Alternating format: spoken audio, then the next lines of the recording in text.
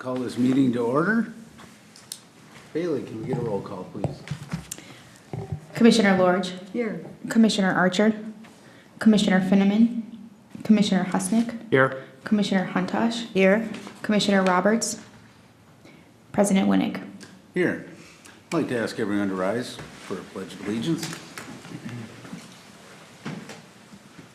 I pledge allegiance to the flag of the United States of America and to the republic for which it stands, one nation, under God, indivisible, with liberty and justice for all. All right. I'll look for a motion to approve the agenda. So moved. Second. All right, all those in favor? Aye. Motion carries. And now I'll look for an approval of the minutes from October 8th. I don't think, yeah, October 8th we can, we get enough people here to do that. Nobody here missed October 8th? I believe I did. I missed the last one anyways. Not the special meeting, but the Yeah, one that before. was, did you? Yeah. I had another meeting that night and Can we approve it with just a majority of what's here, or does it have to be, Yes, you can. can we? Okay, all right. Well, I'll look for a motion to approve the meeting, or minutes from October 8th. I so move. And Jenny, do we have a second? I can't, I wasn't here. All right, No. sorry.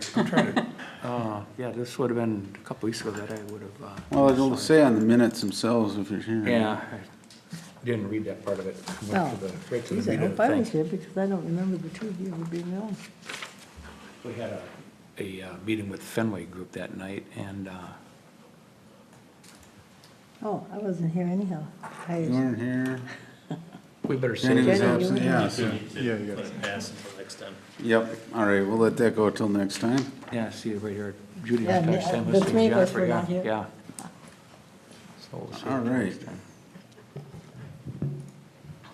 We don't need an action to table that till next time, we'll just let it go till next time. All right, so that brings us to the Washington County CDA preliminary grant results. Chris, do you want to take us through that, or? Ryan's got it. Ryan? This one. Just want to pull it up on the screen? Yep. And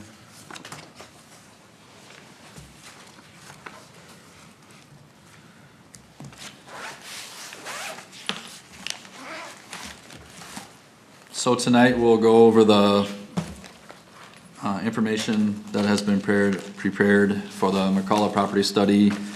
This is still in preliminary stages. Basically, we've had 5 days to work on this to get to this point with the notice given, so went pretty fast. Gotta fine tune some things and further develop some other things that we want to incorporate into the final study. So on the first page of the PDF is basically the concept that we derived or came to upon discussion between city staff.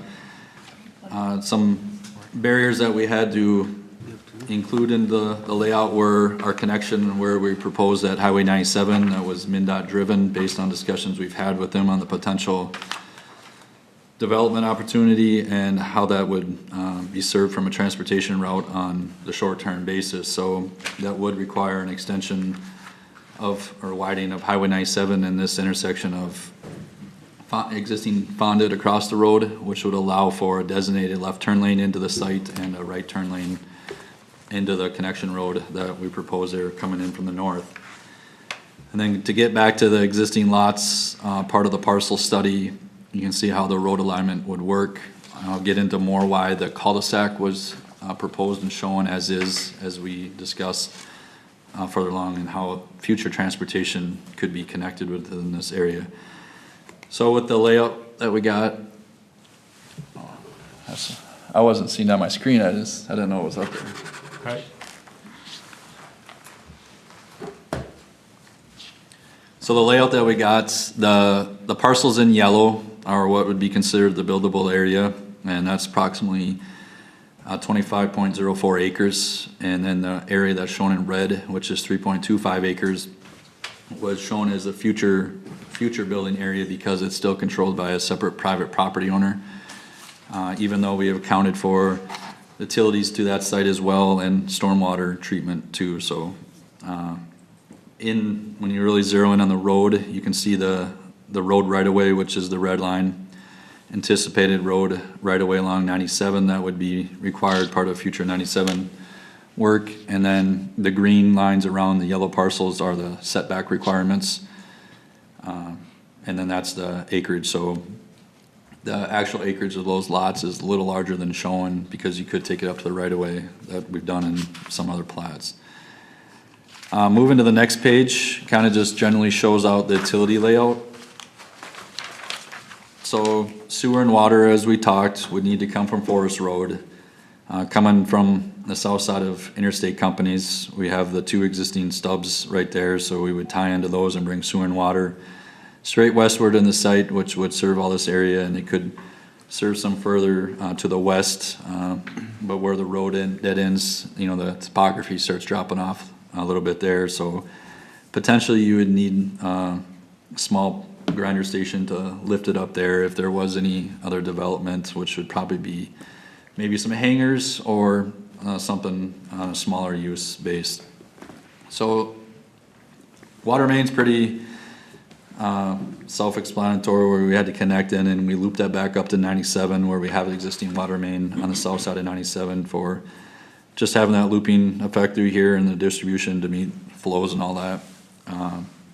Storm sewer, the storm sewer as sized and shown, we do want to make some modifications that try to reduce the cost as I get into those two, but basically we're set up to design all the new proposed impervious area that's within here. We brought all the drainage back to this pond, so there's nothing leaving to the west, as some might thought when we first started looking at this. And then it's also sized to account for 80% coverage, impervious coverage on all the site development. It did include the future building area as well. So our city code allows up to 80% impervious. If they exceed that, then a variance request typically is triggered. That then we would hold them responsible for meeting any additional requirements, but this has been sized and the rate control and volume control accordingly to 80% coverage on the sites proposed. Next slide, basically just to know that, as we're adjacent to an airport, have we looked at the maximum building heights? We have, based on existing contours. This is the maximum height the buildings could be constructed or any vertical structures. So you got quite the height still, so that really shouldn't have any effect on any building in the area. When you go out to the side, as you can see, the elevations, would allow up to 160 feet higher than the existing ground. Obviously now, through mass development, you would do some grading, so those would fluctuate slightly, but still would obviously be able to fit a building there that would meet city code requirements. So kind of the next page is, we also wanted to include how really this could potentially look like if expanded outside of this footprint. We've preliminarily talked about what if a roundabout went in at where that cul-de-sac was removed and extended to have a roundabout. Obviously that would affect the properties on the north side of 97. But we talked about potentially how that would have an extension to the north and reroutes Forest Road that way, which could reinvent some commercial property, but also you would have several properties to go under taking with. But it would then remove the intersection at Forest Road and 97, and then the south side connection of Forest Road would be a dead-end cul-de-sac, and you can see how you would reroute some roads down. Haven't had the time to spend a lot of time in this area yet to show, wider outside of the footprint on how this could work transportation-wise, but kind of the general basis. I'm gonna go through this kind of relatively just high level and certainly leave it as open for questions as much as possible. So breaking down the costs, as aligned with the utility layout, you can see that the sanitary sewer costs for the trunk main are estimated just under $135,000. Water main just under $210,000. The services to each of the lots is $30,000. Those prices might be lower if, for instance, on the first page, if you combined one of the 2 lots and went for a bigger lot, you know, we separated into 3 lots, which was a 6.24 acre, a 6.04 acre, a 7.80 acre. Now, if you wanted something larger, you could combine some of those lots, then would mean less services to the parcels. But not really much cost difference, but just some things to point out. Storm sewer gets to be expensive here because of the topography of the land and trying to encapture all that water to a dependable outflow, which is designated just south of 97 on the northeast portion of this project where we kind of located the pond. We're gonna look at realigning some of the pipe routes so we can potentially eliminate some of the larger structures where we got some of the infrastructure turning, 90 degrees. And we get in that larger pipe to meet the requirements of the watershed. We have to use such larger structures, such as one intersection right now is a 10-foot diameter structure. So we're gonna try to relook at doing some of that to minimize the amount of storm sewer because, obviously if this was a project being publicly bid right now, we would try to see how we could decrease the costs in this section of this project because they're far, higher than we wanna see where they're at. But like I said, preliminary draft, first stab at that. That's how it laid out to meet the requirements and then also allow for 80% coverage on all the lots. So basically what that is saying, if you're not aware of what we did here on the city center sites, we did the same thing that the outlots would develop as long as they didn't exceed 80% coverage. They weren't required to fulfill any additional stormwater improvements because those were already met by the larger pond on the north end of the project. The development then, had a agreement where they pay into a maintenance fund, but they weren't responsible to construct their own stuff, which then they could maximize their footprint or green space to hopefully make EDA or projects go faster. So street improvements, pretty straightforward at this point. Easy to estimate that. We're just under 720,000. That would be a typical commercial section, basically just like what we just did on 15th Street. So it kind of mimics what that would be. We'll provide more detail on the concept to you understand the widths of that and stuff like that. But that's basically what footprint of a road that's in there to serve the development. And then we separated out the turn lane improvements on 97. Obviously, this is a big discussion point because of the costs associated with it and the requirements MnDOT would propose. Some new news that we have found in going through this study and working with MnDOT on some of the ongoing development of this is, originally we talked about and MnDOT communicated that Highway 97 between 35 and 61 was going to be a more or less a mill and overlay with some designated turn lane improvements here and there in 2023. What's gone through some of the intergroups of MnDOT and MnDOT has basically come to a consensus general of reconstruction.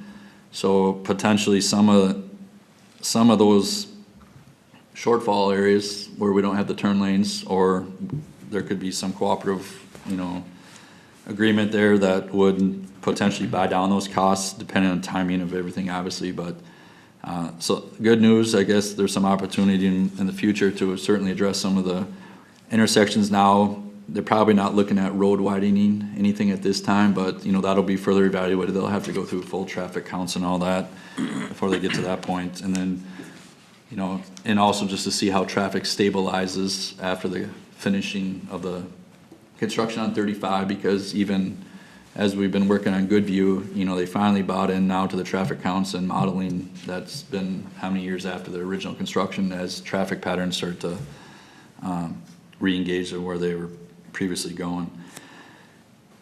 We've also added, just taken off the county's website the value of the land to the south where we'd have to go through with the easements and just breaking that down into square footage.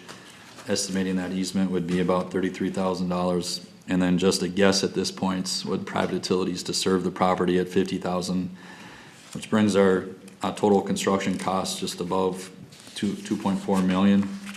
So that's kind of the things we've developed in about 5 days of work. So we want to obviously add a lot more detail to this and any feedback that we receive here tonight and moving forward. So. All right, thank you, Ryan. Couple questions for you. did a really good job, I think. What I see is where the cul-de-sac is placed in there, and we got the water treatment next to it.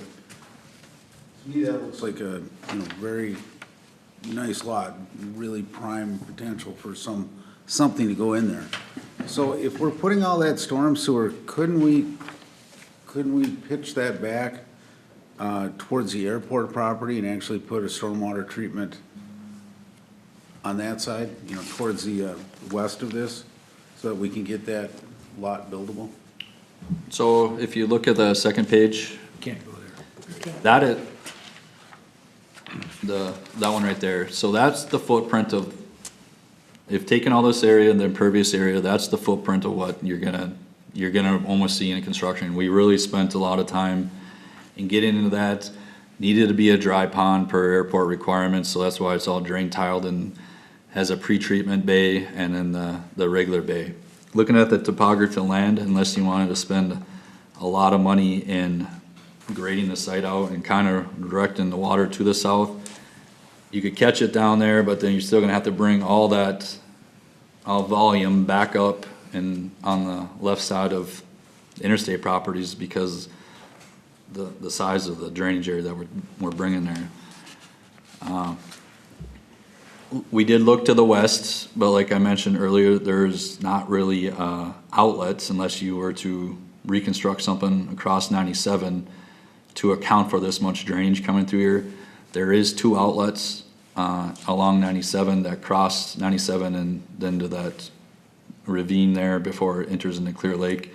That's another reason why the stormwater was positioned there, because the outfalls of all this lead right into those connections as well. So we looked at a number of different things where it would fit, even splitting the drainage, but at the end of the day, there just wasn't really anywhere to take this volume of water to the west without doing some significant reconstruction and pipes underneath Highway 97 and ditching all the way basically through wetland to get the flows out to Clear Lake on the west side. And then just bringing the drainage to the south and making it wrap back around. That obviously would take a lot of private improvement on private property where we don't have the access to do that now. So accounting for this scope of study on this property, if this were to develop as of now, this is where your stormwater would have to be. Okay, all right. Just asking. Yep. I'd like to see as much of that frontage utilized as possible, but at least to go forward with some numbers, it's a good start for me. Now, the 48-inch, I mean, that just seems huge for just 35 acres of. I agree with you, but if you look at the topography of the land, because I challenged this with our stormwater engineers pretty in depth.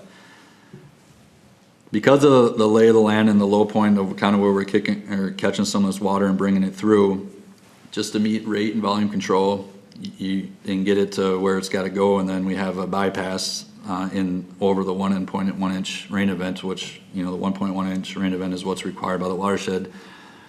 So we get that in the pond, but just with all the factors and consideration that were involved, it has to be that size. Okay. And do you think there would be potential to explore maybe doing a little bit larger system and working with the Herrick property to get more of a regional system, maybe, between interstate and the Herrick property? So right now, you can kind of see it, especially on the slide that's up there today. See where all the green area is? And then you can kind of see what appears to be a ditch. If you look at aerials prior to interstate companies being there was a very clean and distinctive ditch that had very good flowage. Over time, we've obviously had an application that's imposed on that flowage and drainage easement that exists there today, and to the point that they have an active application into Rice Creek Watershed District to remedy some of these issues, as there's certainly being water backed up down southward on the Herrick property from the expansion of the boneyard, right? Now, remember, I'm accounting for all this impervious area. That's why our footprint's so big. If this is never going to be developed, you wouldn't need that. Now, if Herrick property develops something to the degree of commercial or industrial buildings or additional hangars, they're gonna need to do the same thing. So they're gonna need their space somewhere as well. Where that all happens, I don't know. You can just see the size of the pond. That's just site-specific to the interstate properties now on the drawing. That's their pond per their site, so kind of, you know, yeah, you could combine those two and take that, and then just widen that pond area out west, but you might not gain much right there. Well, I just, you know, we have so many ponds and so many maintenance issues, and I know the watershed would really like to see some more regional treatment systems and individual treatment systems, so with the scope of what you had to do, I think that's fine, but if we do go forward, I think it would be very beneficial to everybody in this area to, you know, try and come up with some type of plan for a regional system there, maybe cover all Eric's interstates as well, and, you know. Yeah, if this was all a bigger area, you would do that. Obviously, the Herrick property flows south to north, so it would be easy to capture something, maybe an extension of the pond or something just west of the words 12-inch PVC water main, you know, because that's where you would project the water over to that area, then it could come through this pond that we're doing, or it just could flow alongside it, and you could have two separate bays, so. All right. But it's just without having green light to go on private property and, you know, include all that, we did what we did with the area that was of study and how one pond would serve four new parcels right away and a potential fifth, so. Yeah. Next question for you, you know, the whole turn lane on 97. Since we are, you know, really so close to Fenway, would it be better, I mean, would they be looking, would MinDOT be interested in just getting that road widened between Fenway and here, rather than putting a turn lane in? I think MinDOT has a lot of things the city wants to do, and I don't wanna commit the city to those, cause that would be a local cost. I'm thinking more You know. cooperative type agreement. I someday think there will be intersection control change at Fenway in 97, which potentially leads to some sort of, you know, a median down 97, you know, and somehow we're gonna have to address that to still accommodate the traffic and the turning movements on the north side of 97. Does that potentially, guessing, would there potentially be a roundabout at Fenway in 97? I think it's a fair guess. You know, if there was another roundabout somewhere east of here, you certainly would then provide that access on the properties north of 97 to turn out, take a right, turn around at the median or the roundabout and come back into town. I know they were very interested in knowing what the city had planned for the next driveway access. I go, oh, let's don't talk about that yet, because that's serving some of your use on maintenance and potential where there were some hangars. They would ideally like that to go away. So, you know, they said if a new access was gonna be needed for this development now, this is what they would require. Cause you know, ideally I wanted to put a new access point kind of where the cul-de-sac is, but they wouldn't allow that. They wanted to line up the intersections in a future use if that then maybe became the roundabout area and this then access became a right in, right out with the median in between that and Fenway. That was something they would consider, especially with the closure of the existing intersection of Forest Road and 97. But with that, you know, you would want to be chasing some big grants with MinDOT taking lead or the city taking lead, because anytime you're talking about property takings, you know, that's a lot of infrastructure, so. Now, on this same picture you have up here, the new or cul-de-sac ends, is that just a right-of-way where that dotted line is, or what am I looking at for that dotted line there? Yep, so it just stops short of the potential right-of-way MinDOT would require along 97, part of a plat. Okay. It's easier to see probably on the first page, where we don't have any yellow extended up close to 97, where we're basically, copied the right-of-way that's been accounted for to the west and aligned it with the county, right-of-way that's been already consumed over by the Goodview, Hardwood Creek, and area. Okay, and that little dotted line right next to What color? Highway 97, the gray dot dash line that's right next to Highway 97, north of Interstate there, is that the actual right-of-way currently, or?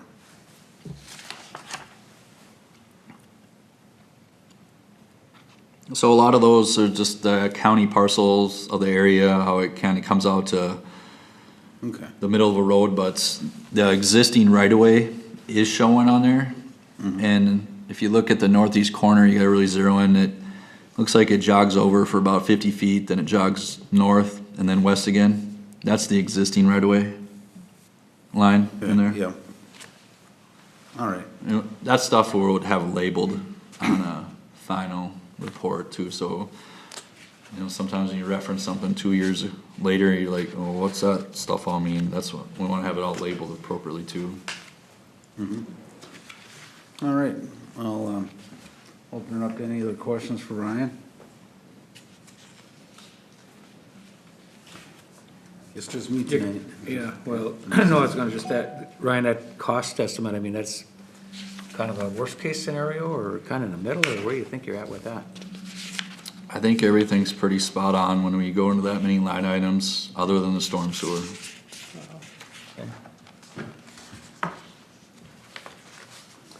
And then, I guess next step is to authorize an appraisal, Dan, or? Yeah, I mean, if you want to go, He's got a question. I've got a question for Chris. I thought you were looking for Ryan. Chris, with Washington County and all you've dealt with requests for shovel-ready land, what's the average price per acre? President Winnick and members, good evening. Right now, for industrial land or light manufacturing land, or even for office, warehouse, or e-commerce type buildings, the market rate right now for the going market rate in the area is about $2 a square foot, including infrastructure. And so my rough calculation on this, just the infrastructure comes to about $1.95 a square foot of buildable lots. So we're really tight up against that $2 a square foot market rate, going market rate right now. So just, you know, for discussion purposes. And the other question I would have, I guess, if it would be okay to ask Ryan, is did we look at the soils? Do we know that the soils are suitable for development? No soil borings have been performed at this time. Okay, so my calculation is just purely based on the lots that look like they could be buildable, but again, depending upon the soil types out there, we'd need to know if those are, you know, 3 and 4 and 5 acre lots. That's just the infrastructure Well- cost per square foot and does not include the purchase price? So my dollar, you know, if my math is right, I came up with about $1.95 per square foot, just with the infrastructure, not including land. So we're bumping right up against that $2 a square foot, not including land. So, See, so what would be the total then, Chris? I didn't catch all that. Already, and I did that one if I just added up all of the buildable lots, so to speak, Yeah, I come up with about $1.95 per square foot, that's for but that's just for infrastructure costs. just for infrastructure. So with the land, then what would, Well, that's certainly something you need to back into, you know, and if you added the land cost to it, you know, you're still bumping up against that $2 a square foot for where the market is right now, currently. okay, so we're kind of pushing the max as it Way is, right? pushing Yes. it. Yeah, Yeah. that's the scary part about it. I mean, I think And now we don't know whether or not they're buildable anyways because of the land and that kind We of thing. still don't know that, yeah. No. I mean, I think all in, based on some of the back out envelope calculations, you're close to $4 million. Close to what? $4 million. So then you're gonna be close to 390. That's Yeah, about 360. Yeah, big deal to the amount, right? 360 a square foot. Okay. That's fair.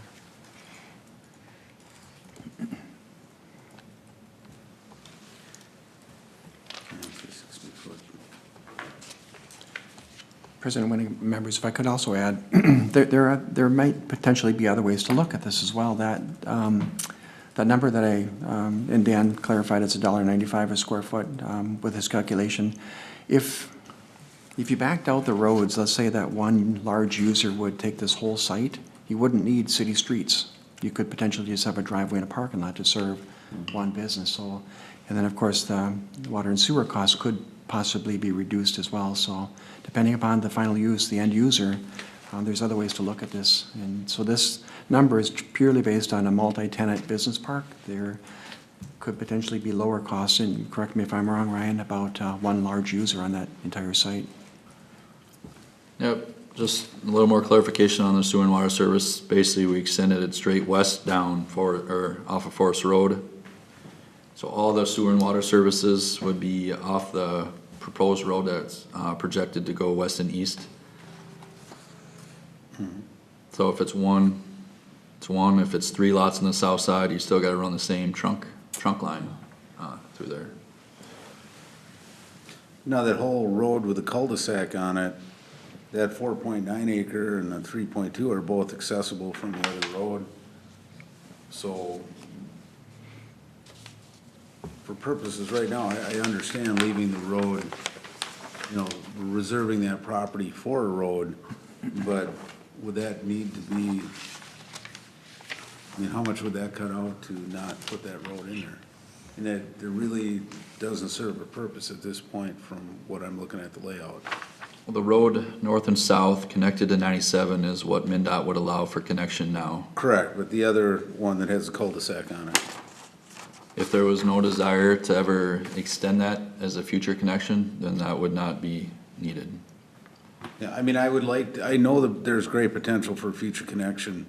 I think it would be really wise of us now to, you know, have that road reserved for that, but I just question why would we build that out right at the moment? If the direction was to remove that as part of the final delivery, we can remove that and just retain the, what would we call it, green space? Well, the whole problem, I mean, this is just speculation anyways. Yeah. You know, it's at least looking at a possibility. There's nothing cut and dried about any of this, and you may or may not need it, you know? So, I think we have to at least look at kind of the worst-case scenario here to make sure that we're not getting into something that is not feasible.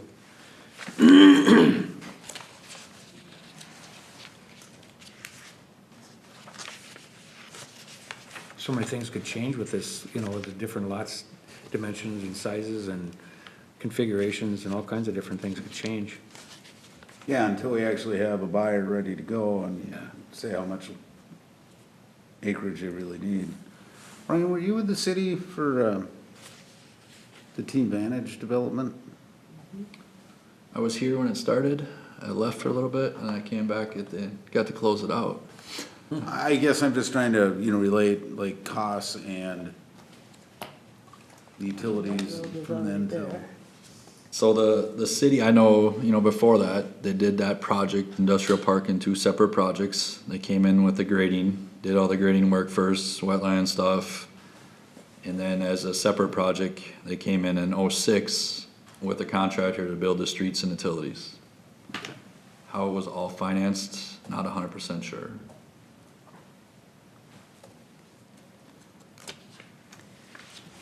And Dan, do you know what, we have that property for sale, what per square foot or anything in the current industrial park, what we're asking for? I want to say last time I looked, we were above the $2. I want to say we were closer to 3-ish, somewhere in that range. I think, but I can double check. But I think we're on the high end of the market, which is probably one of the reasons why it has not been active. I mean, it's been presented to certain developers as they've come forward with it, but there hasn't been one that's, you know, really jumped on that, those sites at this point. Sure.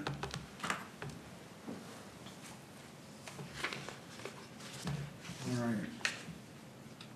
Any other questions or have a discussion if we want to proceed with appraisal? Has anybody looked at what it would take the different scenarios for a tax return to the city if we did develop it? How many employees were, how would we, I think I mean, first we'd have to get an appraisal to really get values of the property. And then we could, I guess, kind of infer what size building is gonna be on there, what kind of. Yeah, you'd have to make some assumptions what's going to be there to make any of those kind of calculations if we do it. And maybe Chris can speak to that a little bit with, industrial buildings coming in, what type of revenue the cities are generating. Sometimes it's not what they cost, but it's what they make off of them. That's correct. So surprisingly, it seems like when the properties actually come on the tax roll, the value is less than what the construction was. And so the best way for us to do it would be just to, take some ballpark construction, some buildings down to the county assessor and say, if we had these buildings on the 28 acres, what would it generate in terms of tax value? And they can give some really rough calculations that would be helpful. And truthfully, it would be good to know that information. If we were ever asked to provide incentives, you'd want to know how much would be generated in new taxes on the parcels, and then you could certainly negotiate with the developer or the building owners to offer incentives if the city so chose. Yep. And given the proximity to the airport, I mean, beyond the building height there's no other restrictions with what a manufacturer, an industrial company that might be coming in their manufacturer, there wouldn't be any restrictions due to the airport, right? As long as they meet our building codes and zoning codes. Yeah, not that I'm aware of. I don't believe that there'd be anything based on the location, the proximity, that would prevent users from coming in. I know there may be a few that would not potentially choose the location just because of the proximity to the airport. There may be a couple of buildings that just don't want the interference. They want the planes flying overhead. So there may be a few that just wouldn't entertain going into those sites, but I don't know of any users that would be precluded from that based on current zoning. Okay. All right. Well, I guess laying out the next steps, it would be to go ahead with an appraisal and see what we're talking about for negotiation purposes if we decide to go forward. And also getting some feedback from county appraiser or assessor to see what type of revenue it could generate. I think that appraisal has to include some soil borings there though too, because how would you know otherwise? So, Yeah. just remember, this was just a high-level study, right? We're not, that's things that you guys talked about we could do as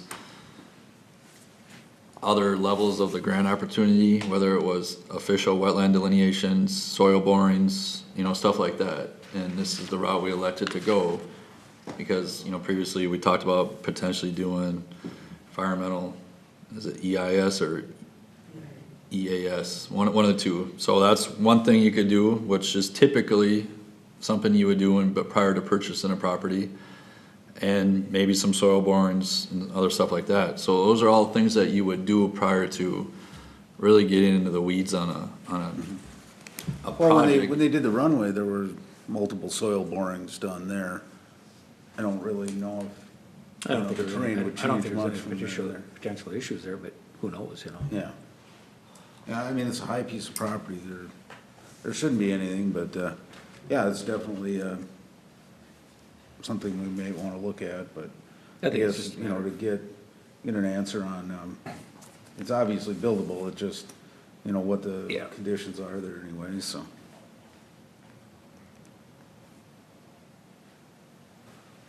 So do we need Dan, do we need a motion, or how do we wanna?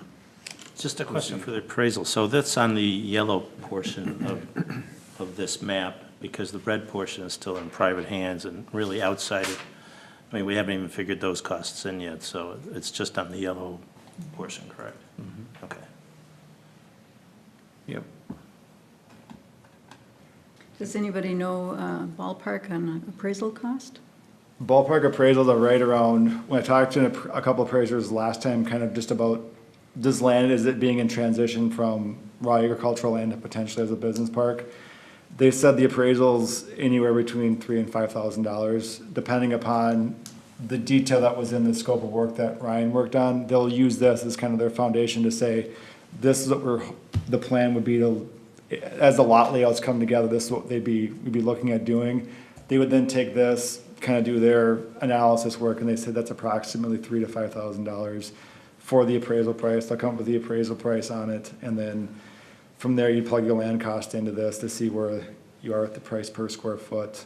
And I think one thing too, just for everybody to bear in mind, is that when we look at this analysis just from the perspective of what is in the yellow and not include that red area, the numbers do shift a little bit. When you take that additional 3.25 acres out, just on a development cost, you're looking at, $2.20 a square foot.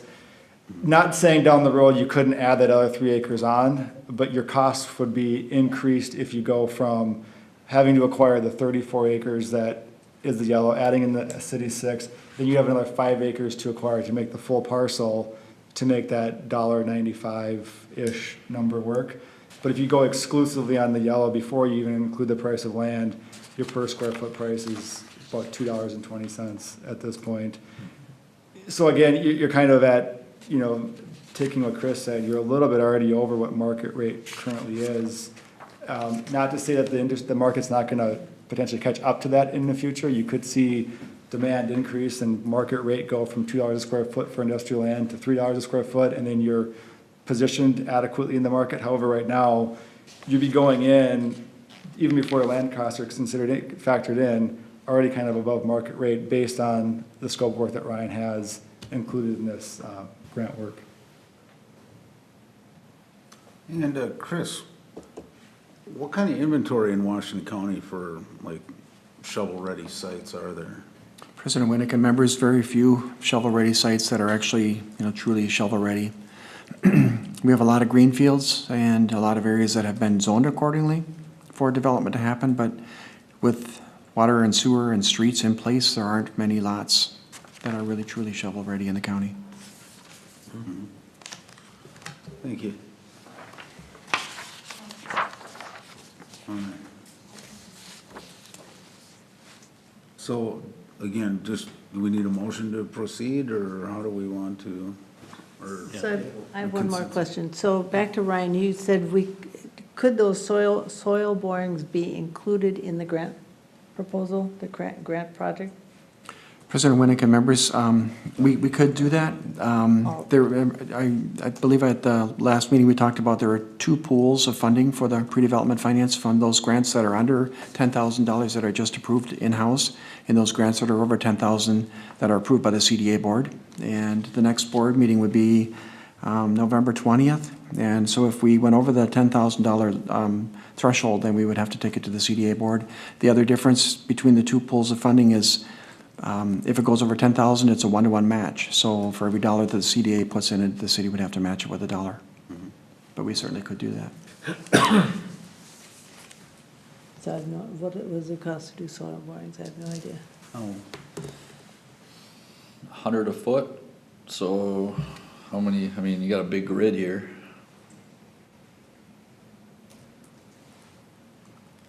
would we want, We would, in this event, work with like a Braun Intertech or American Engineering Testing and a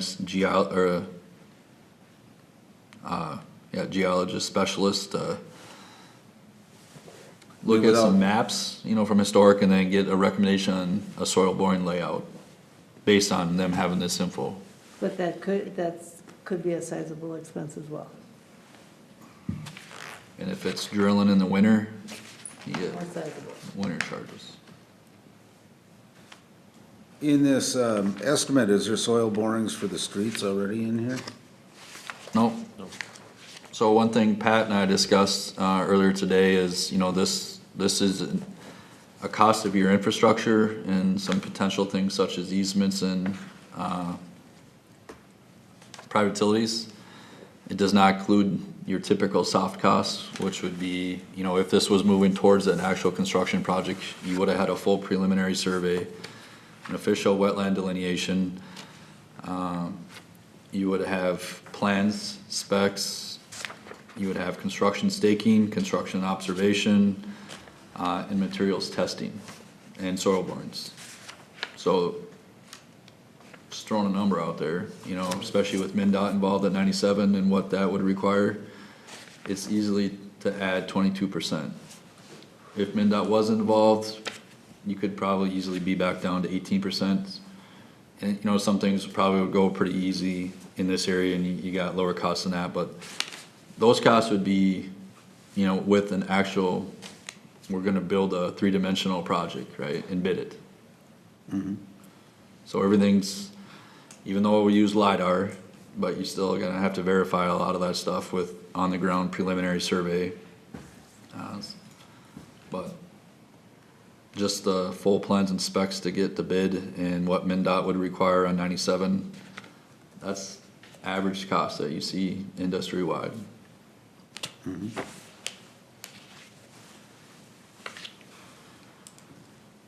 Other things to talk about, I mean, you know, how our fee schedule's set up.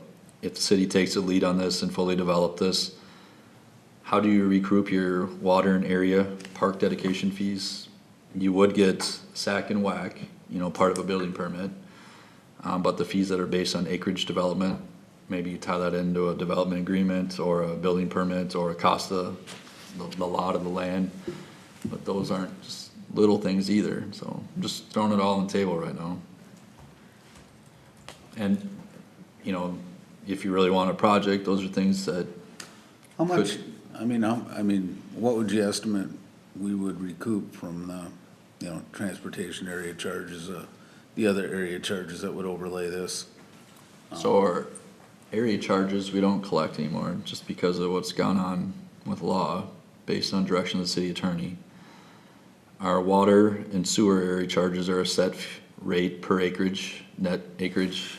I can't remember off the top of my head what they are. I think sewer's 4,500 per acre, and water is in 3,000 something. And then on your park dedication fees, I think you have it based on acreage for commercial property. And I can't remember what that price per acreage. SAC and WAC are currently set at 1,800, and the SAC and WAC, or the SAC's determined by the Met Council, which we use as the same determination with the WAC, then the number of equivalent residential units. So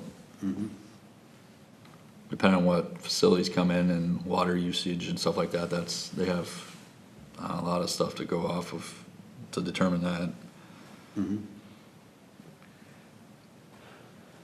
I've got a question, if anybody's got the answer.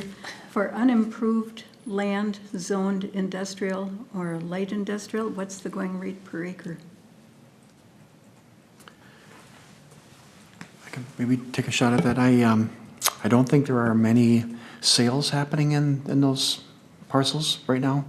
Most of the land that's selling, honestly, is selling for residential development, and that's a different, so according to appraisers' language, it would be a higher and better use of the land, and so those lots are selling for higher values than industrial lots are selling for, so. Okay, if say $1 million ballpark from this land, that's $36,000 an acre for unimproved land. Is that reasonable or unreasonable?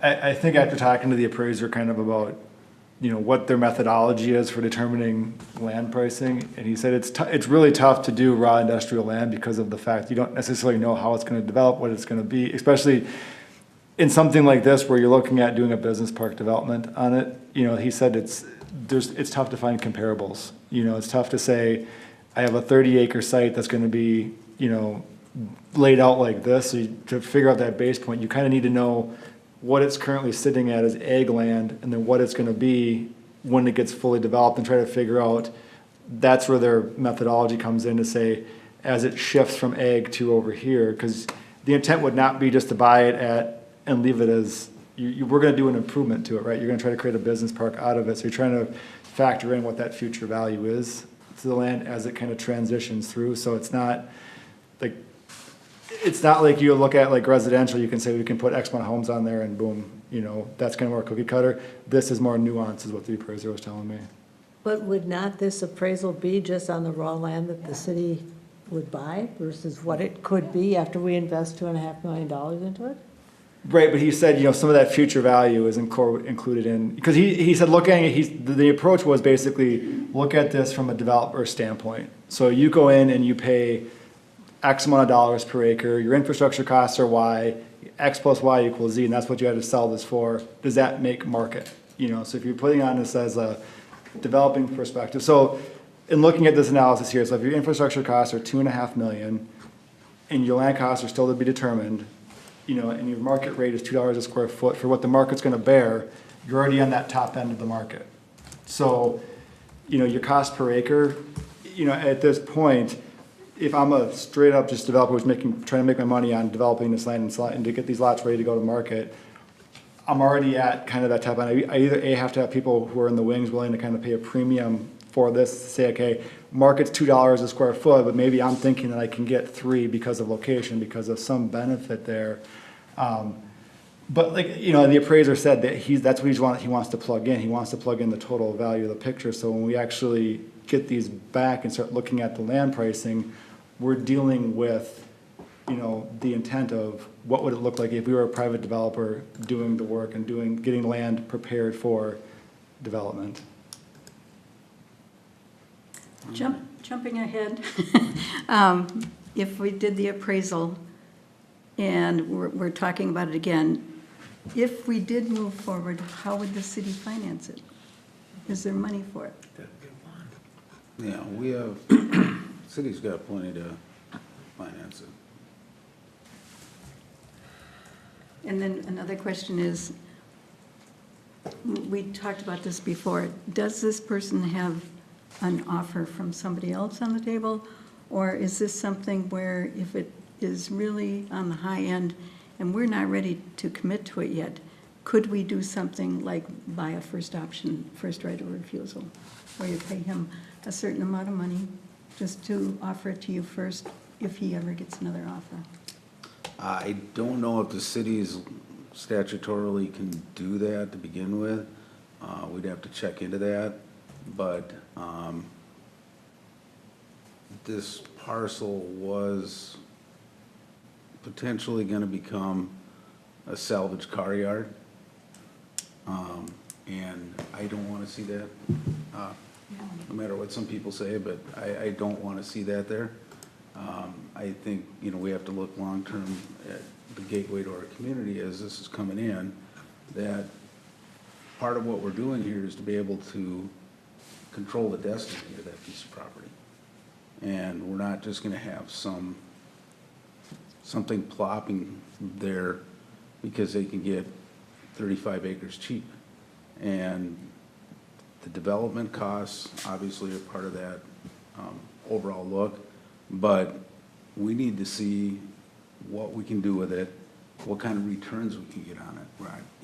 I don't think any of us are here to lose money on it, but it's too much money for somebody local to develop that on their own, without knowing what's gonna come there, if they don't have a buyer ready to go for it. And the only way they're gonna get a buyer is somebody that's gonna buy the whole thing, and, we're not gonna see virtually any tax revenue, anything else off of it, but I do think that we're not gonna see what we want to there. We're not gonna see, a Hy-Vee or a strip mall or anything else. We've got to really control the destiny of this as part of the gateway coming into Forest Lake. If you have a single buyer that comes in and buys up the whole thing, what does that do to the sewer and water that was placed in there for multiple lots? That's a Ryan question.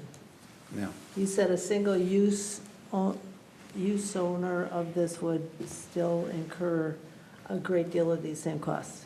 If you knew you had a single user coming in here and what that use would be, you'd be able to determine what capacity they would need. So potentially your infrastructure sizing would be less. So you would need to know who that user was before you did your improvements. So you'd have to have a buyer first. So does that make it not shovel-ready? If the improvements are not in there, if they're going to be customized to that person or that company? I guess technically, yes, it would be not shovel-ready at that point, but still preserved for future industrial development by zoning, I suppose. But you wouldn't have the improvements in place. How long does it take to do the improvements if you found a buyer? About a year. A year? I would say a year. Yeah, probably. I agree with that. Just to get through the watershed's gonna probably take a year. But really, the market is getting driven right now by the 5+ acre Yeah. sites. I mean, that's what the direction was for this, because that 5 to 8, 5 to 10 acre site is what companies are looking for. You know, they're not looking for 30+ acre Yeah. sites. So I agree. I love this site. I think it should be light industrial. But I had no idea of the costs. That's kind of Well, mind-blowing. and I think what Ryan laid out, I think is kind of that maximum scenario. I mean, if the roads aren't done right now, and I don't think we have to do, you know, if we decide to commit to this, the numbers are here, let's get the appraisal, and then we can come back and discuss it. But I don't necessarily believe that it's gonna be a complete build-out in one shot. But, you know, we'd have that layout, we'd have, you know, some of that infrastructure going in, pond going in. Do we need to build the roads, all the roads right now, anything else? You know, that could be done in a couple, 3 stages too, but we have to have the numbers there to begin with, to be able to look at the whole package and see if it makes sense or not.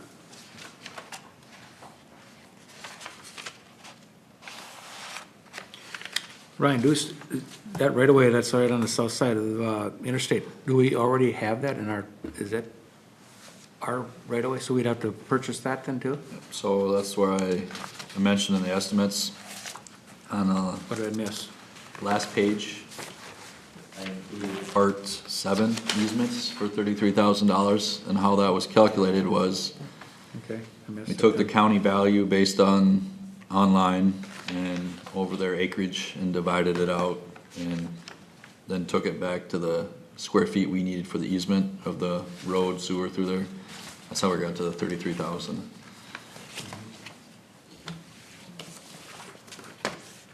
That's something you can just automatically make it happen?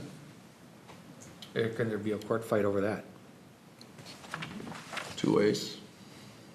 Maybe. I've seen it all now, a project in another community, we bid it out, that would have provided sewer service for them for free, and it walked away. But maybe what would entice this property owner to the south is if you provided sewer stubs as part of the extension, so he basically paid for no cost, and you left a sewer stub there for him to stub in at a future date, that you could get that easement for free. And that's things that happen sometimes, sewer and water, you know. That way they don't have to dig back in. Point I'm driving at, those are all expenses that we have to be thinking about that could happen too, that add to the cost of this thing, and so it's, in some cases, a little scary, but, Well, I think for $3,000 to $5,000, I think we should go ahead with the appraisal, because it'll give us a value to work with, and yeah, I then mean, if think about what goes if there's a in. push to continue, we can't go anywhere without that, Right. you know?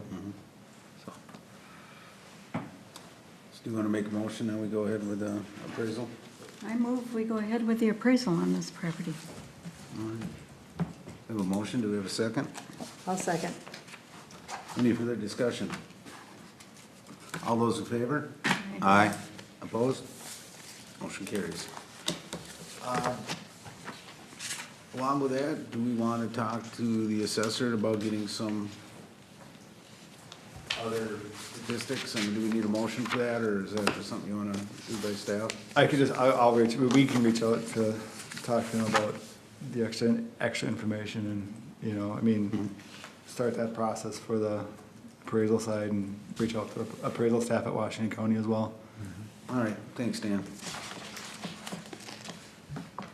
All right, Chris, do you want to take us through the work plan update? Do we have enough time? Or? Yeah, I can cover, President, members of the EDA, the work plan update was included in the EDA packet tonight, just to basically give an update as to what work has been done on the 7 work plan items. We did spend quite a bit of time beginning of this, earlier in the spring of this year, kind of developing an EDA work plan, and just kind of wanted to do just a quick kind of check-in on that work plan to say, you know, we have accomplished things on each of the steps. We have not fully completed any one of those, but work has been done on all of the different goals that were laid out. For example, on goal 1, which was to create a buy local campaign and program, we did bring back a kind of a different variety of what the buy local programs could look like at a meeting back in July. EDA at that time didn't necessarily want to engage on any one of those different options for the buy local program. Kind of directed staff to go back and, you know, look at what other options could get brought forward. And that work is still ongoing. I don't have any new updates on the work plan other than, you know, it's still kind of in the back burner at this point for compilation that will be brought forward at a future meeting. For the promote downtown revitalization, we did expand that downtown business incentive program at a previous meeting. The original downtown incentive program was just along 61. We actually did also include the areas along Broadway Avenue, north and south of Broadway. So if businesses are located in that area as well, they'd be able to apply for the business incentive program. We do also have one active application right now for that program. I have reached out to the applicant and requested some additional information. They just submitted some handwritten notes, which is a good starting point. I said I need to actually have bids and, you know, I need some more documentation to start processing that application. So we do have an active application there. If you recall, the goal was to get 2 applications approved in 18, so we're halfway there at this point. Of course, assuming that I do get the subsequent information from that property owner. The inventory of community assets, we did bring back an initial list at a previous meeting. EDA did give it a quick kind of high-level review of that. We still need to kind of go back, refine that list a little bit more, kind of do you want to keep everything that's on that list? Do you want to add some things, take some things off? Again, we'll get that kind of more refined and brought forward at a future meeting. A lot of work that's been done recently is on the development of a new business park. Tonight, the main focus with this, you know, property here, that's been kind of the big driver recently, is a lot of work's been done on developing a new business park. I won't kind of go through all of that since we just kind of did, you know, a summary tonight of where we are with that. Goal 5, fill vacant buildings. This was probably the most challenging from my perspective to try to quantify what we've been doing on that, because when you look downtown, we do have a fairly decent occupancy rate in terms of what has been rented down there. We're not in the business of maintaining an actual inventory list of what's always available at this point. However, I have been keeping more of an informal list. So if business owners or people who are renting it let me know of a space that's vacant downtown, if I do get an inquiry from somebody looking to rent space, I will say, hey, I've heard about some vacations over here. Just kind of give them that first, you know, some of that insider information as to where it is. But I don't keep a formal list. 2 reasons is that we used to keep a formal list, but what would happen was as spaces got rented out, the landlords always would fail to let us know that they rented that space out. So it was kind of, the list never stayed evergreen. So we've kind of more gone to the fact if we're aware that there's rental space available, somebody comes in, we try to match them up as best that we can. We're not maintaining a formal list at this point of current vacancies in downtown, just because it's pretty time intensive to make sure that list stays current as the rental market kind of constantly evolves. The Hold a Workforce Summit, we don't have a formal date yet for a workforce summit. I think the original goal was to try to do one this fall. Chris and I have had some initial conversations about, you know, kind of scoping out what that workforce summit would look like.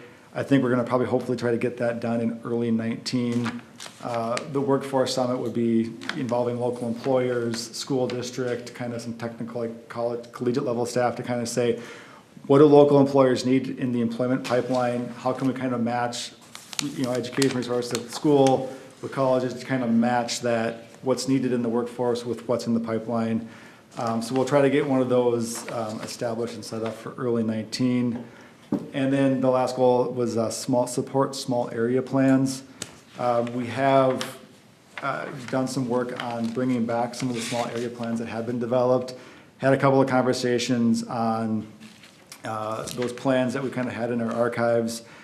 We're also bringing forward, if a developer comes in is looking for, some potential ideas as to how some of this land has been potentially viewed, we have been bringing those forward to the developer saying, here's a, potential layout for, say the Headwaters site.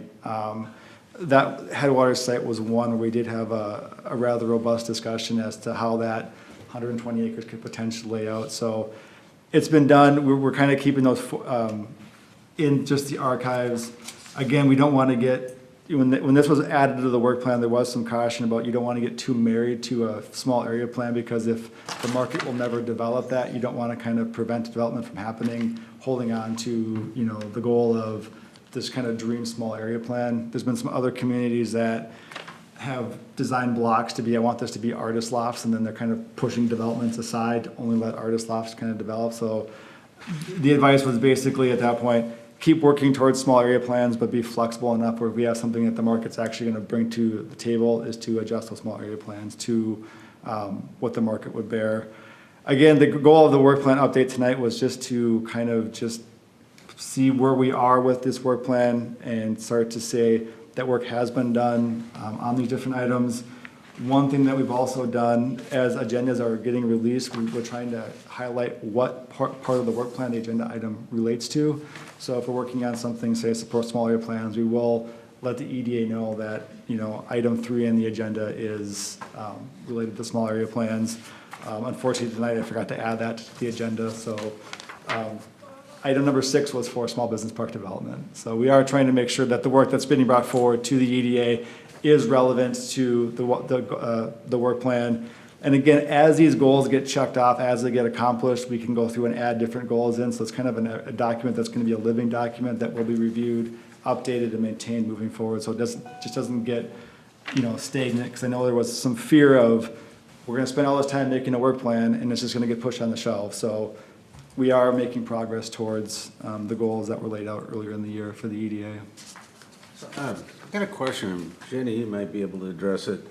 You mentioned the local realtors have like an association or a group where But you it's very informal. We got together a representative from almost all the different brokerages to support the vote yes for the schools. And we worked very well together, so I'm hoping, and some of the others are willing to do that again for some cost. I guess just with the, the rental and things like that, if, I don't know, instead of creating more work and a list that is really difficult to keep even close to current, if there was a way that we could just forward inquiries to, like, Most of us send that don't do- email to that group. We don't do and- rentals. Most of the Most of them realtors are don't do commercial. rentals. Okay. Yeah. A few do, but most Okay. don't. I It was a just good need to idea, though. Find out about that kind of thing. I have 2 right now that are in the house on there. Yeah, all right. Well, yeah, it'd be nice to, maybe, I don't know, develop some type of email list, something like that, that we could just send out as an inquiry comes in to see what's actively available or coming up anyway, rather than, creating more work internally here that might not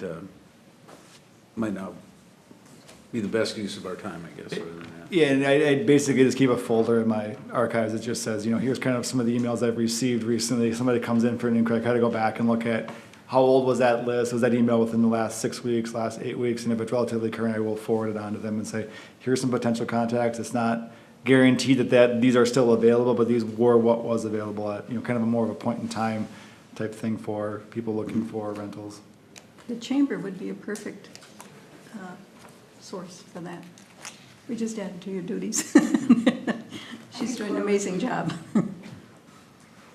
All right, thank you. Would that be helpful, as I find out, if you forward me that information? Yeah, or if I get an inquiry, I can maybe forward it to you. I think the difference, a lot of times like a commercial, so like a broker will say he's got a client looking for potential lease space. We'll email or call and say, hey, I'm looking for somebody with lease space. And if you have kind of a informal list, I can get them in contact with you to maybe make that connection. All right, sounds good. All right, I guess we'll move on to Washington County updates. Chris, if you have anything. President Winnick and members, I don't have specific updates for you this evening, but I would be happy to answer any questions you might have. Any questions for Chris? All right, thank you. Thank you. All right, I'll look for a motion to adjourn. I move we adjourn. Second. All those in favor? Aye. Aye. Meeting adjourned.